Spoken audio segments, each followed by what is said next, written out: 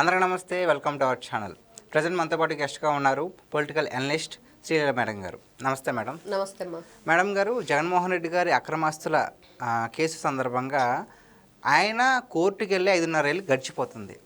So అసలు రావట్లేదని చెప్పేసి ఈ విషయం బట్టి ఆయన ఎప్పుడైతే యూరప్ వెళ్ళారో అప్పుడు ఓకే మేము పర్మిషన్ ఇస్తాము, దానికంటే ముందు మీరు నవంబర్ 14 లోపు ఈ కేసు విచారణకి అయితే రావాలని చెప్పేసి ఆదేశాలు అయితే ఇవ్వడం జరిగింది. ఈ లోపు ఆయన ఏం చేశారు, యూరప్ ట్రిప్కి వెళ్ళే ముందే ఆయన ఫోన్ నెంబర్ కాకుండా వేరే వాళ్ళ నెంబర్ ఇచ్చారు. ఇది ఒక ఇష్యూ రేజ్ అయింది. అసలు డౌట్ ఏంటంటే నవంబర్ 14 లోపు నాంపల్లిలో ఉన్న కోర్టుకి ఆయన వెళ్తారా వెళ్ళరా, ఇదే డౌట్ మేడం. అసలు వెళ్తారంటారా జగన్మోహన్ రెడ్డి గారు? వైఎస్ జగన్మోహన్ రెడ్డి ఈయన బెయిలు వీరుడు. బెయిలు వీరుడు ఆయనకు అవార్డు ఇచ్చారు బెయిలు వీరుడు. ఎందుకంటే పుష్కర కాలంగా బెయిల్ మీద బయట తిరుగుతున్నాడు. ఏం కేసు అది? అక్రమ ఆస్తులు. 16 నెలలు జైల్లో కూడా ఉన్నాడు.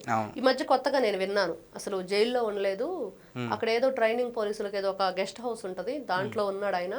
సకల సౌకర్యాలతోటి సకల రాచ మర్యాదలతోటి చక్కగా 16 నెలలు. ఎక్కడ అసలు మనిషి కొంచెం అన్నా తగ్గాడా? ఎక్కడైనా కనీసం కొంచెం అన్న మొహం వాడినట్టుందా?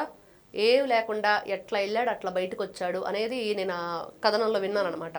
ఒక న్యూస్ రిపోర్టర్ చదువుతున్నాడు అసలు ఏం జరిగింది, మరి ఈ రోజున ఇట్లాంటి ఆరోపణలు దాని మీద నడుస్తున్నాయి అని. నిజమే, ఆ రోజు చూసాం మనం.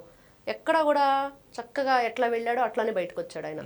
మరి నిజంగానే అట్లాంటి రాచమర్యాలు జరిగినాయి. టీవీ, ఫ్యాన్, ఏసీ, అతనికి ఒక అటెండరు, మరి ఇన్ని రకాలుగా సకల వైభోగాలతో 16 నెలలు జైలు శిక్ష అనుభవించి వచ్చాడు. అక్రమాస్తుల కేసులో ఏ రోజైనా సరే కోర్టుకు హాజరయ్యాడు. తర్వాత చూస్తే కోడికత్తి డ్రామా. మరి ఈ డ్రామాలో కూడా ఆయన మరి ఎప్పుడైనా కోర్టుకు హాజరయ్యి ఇదిగో ఆ కోడికత్తి సీనే పొడిచాడు, నా మీద ఏదో అభిమానంతో పొడిచాడు, ఆయన వదిలేయండి అని చెప్పావా? మరి ఏ రోజు కూడా పాపం ఆ అబ్బాయి మొన్నటి వరకు ఆ జైలు గోడల మధ్య కొన్ని సంవత్సరాలు మగ్గిపోయాడు. ఆయన జీవితం పాపం ఎంత దుర్మార్గమైన పరిస్థితి. పాపం మంచి ఉద్యోగం వచ్చి మంచిగా ఉండవలసిన వ్యక్తి, మరి అతను చేసిన ఒక చిన్న మిస్టేక్ ఏంటంటే పాపం ఈయన్ని సీఎంగా చూడాలనుకోవటమే కోడికత్తి సీన్ చేసింది. దాంట్లో చాలా డ్రామా నడిపించాడు. తనకు ఏ విధంగా కావాలో ఆ విధంగా వాడుకున్నాడు.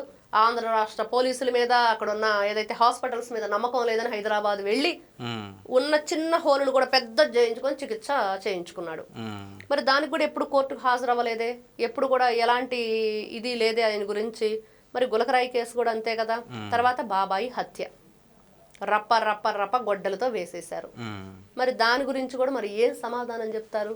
మరి అటు వైఎస్ అవినాష్ రెడ్డికి శిక్ష పడనీయకుండా, ఈయన ఇన్వాల్వ్మెంట్ దాంట్లో ఎంత ఉందో కూడా బయటకు రానివ్వకుండా ఏ విధంగా మేనేజ్ చేసుకుంటూ వచ్చాడో కూడా చూసాం. అంటే ఇది ఇప్పుడు ఆ కేసు మళ్ళీ తవ్వుదామన్నా చాలా ప్రాసెస్ ఉంటుంది మేడం. వాళ్ళు ఇప్పుడు దాకా ఫాలోఅప్ చేయలేదు కాబట్టి ఇప్పుడు ఇంకా చాలా ఎక్కువ ఇబ్బంది పడుతుంది.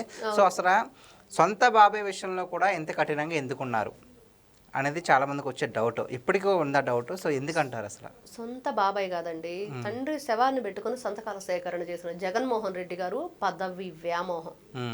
ఎంత వ్యామోహం! ఎట్లయినా సరే అతనికి ఒక హోదా, ఒక సీఎం అనిపించుకోవాలి. ఈ రోజు కూడా చూడండి, జగన్ సీఎం, జై సీఎం అని చెప్పేసి అనిపించుకోవాలని చెప్పేసి వాళ్ళ పిల్ల సైకోలు ఏ విధంగా అరుస్తూ ఉంటారో. మరి ఆయనకి ఒకటే అనమాట, ఆయనకి ఆ ఏదైతే ఆ చీఫ్ మినిస్టర్ అనేది ఉందో దాని మీద చాలా చీప్ గా ఆలోచిస్తూ ఉంటాడు. ఇట్లాంటి చీప్ ట్రిక్స్ అన్ని ప్లే చేస్తూ ఉంటాడు. మరి తండ్రి ఏంటి, బాబాయ్ ఏంటి, తల్లి ఏంటి, చెల్లెంటి, బాబాయ్ కూతురు ఇంకో చెల్లెంటి, ఎవరినైనా సరే నా దారికి అడ్డొస్తే రప రప రప నరికేయటమే. అన్న వస్తున్నాడు అని చెప్పి ఒక డైలాగ్ ఉండేది కదా, ఇంకంతా రప రప రప నరికేయటమే వస్తే గనక. అంటే ఎంత డబ్బు ఉన్నా ఎంత పదవి ఉన్నా మన వాళ్ళు అనుకుని చెప్పుకోవడానికి లేకపోతే, కుటుంబ సపోర్ట్ లేకపోతే ఎంత సంపాదించిన వేస్టే కదా మేడం. మరి ఆ ఒక్క చిన్న లాజిక్ జగన్మోహన్ రెడ్డి గారు ఎందుకు గ్రహించట్లేదు అసలు? అంటే ఆయనకి వినటం అలవాట్లేదు. తన దారే రహదారి, నలుగురు వెళ్లే దారిలోకి ఆయన వెళ్ళడు, నా రూటే సపరేటు అంటాడు. మరి అలాంటి వ్యక్తులు ఒకటమ్మా చెప్తే వినే వాళ్ళకైనా చెప్పగలుగుతాం, కనీసం తెలియకపోతే వాళ్ళు తెలుసుకునే వాళ్ళకైనా తెలియజేయడానికి ప్రయత్నం చేయొచ్చు. అసలు ఈ ఎడ్డం అంటే తెడ్డం అనే వాళ్ళకి ఏం చెప్తాం? నా రూటే సపరేట్ అనే వాళ్ళకి ఏ విధంగా మనం మానిటర్ చేస్తాం? వాళ్ళు ఏ విధంగా మౌల్డ్ చేస్తాం? వాళ్ళు దేనికి కూడా రారు ఎటువైపు కూడా. ఈ రోజున చూస్తాను 11 సీట్లు వచ్చినాయి, మరి అసెంబ్లీకి వస్తున్నాడా? దొంగ సంతకాలు పెట్టి వెళ్ళిపోవటం. అసెంబ్లీకి రాడు, అమ్మను రానివ్వడు, తల్లిని చెల్లిని ఏ విధంగా బయటికి గెంటేశాడో చూసాం ఆస్తుల కోసం.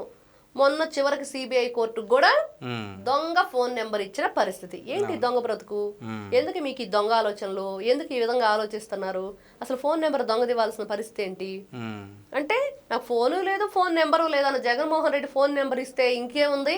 ఉమ్, అన్ని ఇక్కడ మద్యం కుంభకోణం దగ్గర నుంచి, కోడికత్తి దగ్గర నుంచి, బాబాయి మర్డర్ కేసు దగ్గర నుంచి, తండ్రి చావు దగ్గర సంతకాల సేకరణ దగ్గర నుంచి అన్ని విషయాలు కూడా కూలంకషంగా బయటికి వస్తాయి ఫోన్ నెంబర్ వస్తే. ఉమ్, ఇది వాస్తవం అనేది ప్రజలు గ్రహించారు. ఆల్రెడీ ఇదే చర్చ నడుస్తుంది. ఉమ్. మరి ఇలాంటి వ్యక్తులు నిజంగా రేపు నవంబర్ 14 లోపు కోర్టుకు హాజరవుతాడా? ఆ పరిస్థితి వస్తుంది అంటే నమ్మబుద్ధి అవుతుందా? అంటే మరి అయోమయం జగన్నాథం. మరి ఈ జగన్ నాటకం ఏంటి? ఎప్పటికి దీనికి తెరబడుతుంది? ఎప్పుడు ఈయన అరెస్ట్ అవుతాడు? ఎప్పుడు జైలు జీవితం అనుభవిస్తాడు? మళ్ళీ ఈయనకు సకల భోగాలతోటి మరి కొత్త ఇంటికి అల్లుడు వచ్చినట్లుగా, కొత్త అల్లుడు అత్తగారింటికి వచ్చి అరణం తిన్నట్లుగానే వెళ్ళి చక్కగా కూర్చొని కడుపులో చల్ల కదలకుండా జైల్లో కూర్చుంటాడా? మరి ఇలాంటివి జరుగుతున్నాయి. ప్రజలందరూ దీంట్లో సతమతం అయిపోతున్నారు. అవును. ఎందుకంటే ఒక వ్యక్తి ఏదైనా తప్పు చేస్తే రెండో వాడు ఆ తప్పు చేయకుండా ఉండాలంటే ఇతనికి కఠినమైన శిక్ష పడాలి అనేది ఈ రోజున ప్రజలు కోరుకుంటున్నారు. మరి నిజంగా ఈ రోజున వ్యవస్థలు ఏ రకంగా పనిచేస్తున్నాయి, మరి వ్యవస్థలను ఎవరు మేనేజ్ చేస్తున్నారు, ఎవరు మానిటర్ చేస్తున్నారు, ఏ విధంగా వీళ్ళు వ్యవస్థను తనకు కావాల్సిన రీతిలో మౌల్డ్ చేసుకుంటున్నారు, వీటన్నిటికీ మరి ఏంటి పరిష్కారం? ప్రజలను మనం మరి రక్షక భటులు కానివ్వండి, ప్రజాస్వామ్య వ్యవస్థ కానివ్వండి, ఈ ప్రజాప్రతినిధులు కానివ్వండి, వాళ్ళకొక భరోసాని కల్పించాలంటే ఖచ్చితంగా ఇట్లాంటి వ్యక్తులకు శిక్ష పడాలి అనేది ఈ రోజున ప్రజల్లో నుంచి వస్తున్న voice. Okay, thank you so much madam. నమస్తే అమ్మ.